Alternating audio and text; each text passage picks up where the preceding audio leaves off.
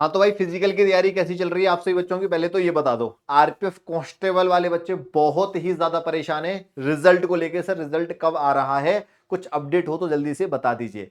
Plus सबसे बड़ा जो डर सता रहा है वो कट ऑफ को लेके सता रहा है। सर कट ऑफ क्या बहुत ज्यादा हाई जाएगी? क्योंकि बहुत ज्यादा लोगों से हमें पता लगा है कि कट ऑफ कोई तो ज्यादा बता रहा है, कोई कम बताता है, कोई एवरेज बता रहा है। तो हम बड़े कंफ्यूज हैं।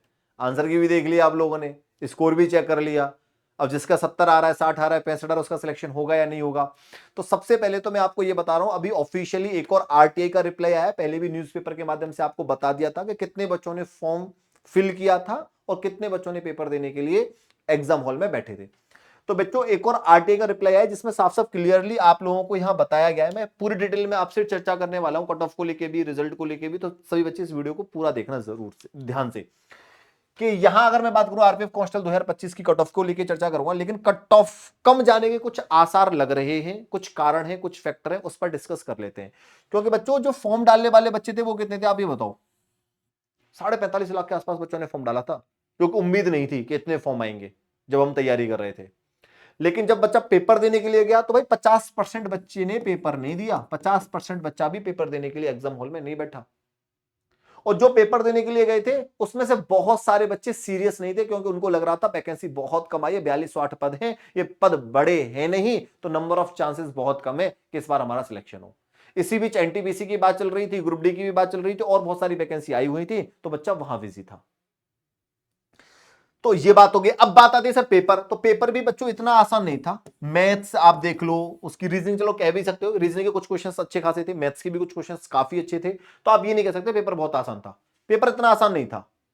टाइम तो वही था ना, 1.5 घंटा 90 मिनट में 120 क्वेश्चन, तो पेपर कहां आसान हुआ भाई? और जीके चीज तो ठीक ठाक आ रही थी।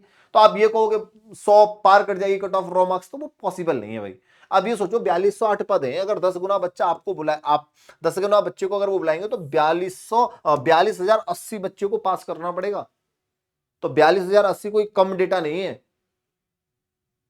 अब ये कहोगे कि भाई पेपर बहुत ईजी था, बहुत अच्छा खासा स्कोर हो गया बच्चों का, तो कट ऑफ ज्यादा आएगी, तो ऐसा नहीं है। इसकी पॉसिबिलिटीज बहुत कम है।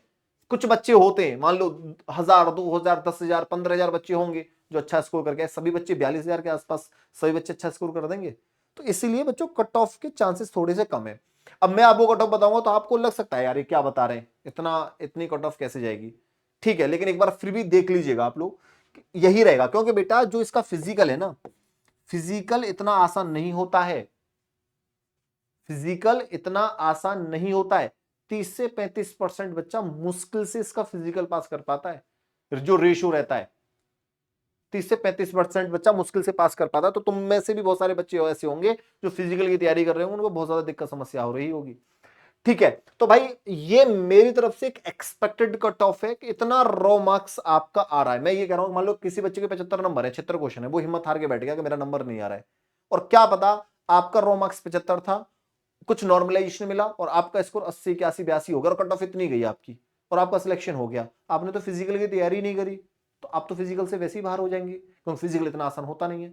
तो भाई अगर किसी बच्चे का 75, 76, 77, 78, 80 के आसपास स्कोर है, तो तैयारी करना स्टार्ट कर दो अच्छे से। ठीक है, तैयारी करना अच्छे से स्टार्ट कर दो भाई साहब। कट ऑफ बहुत ज्यादा ऐसे नहीं है कि आसमान छू जाएगी।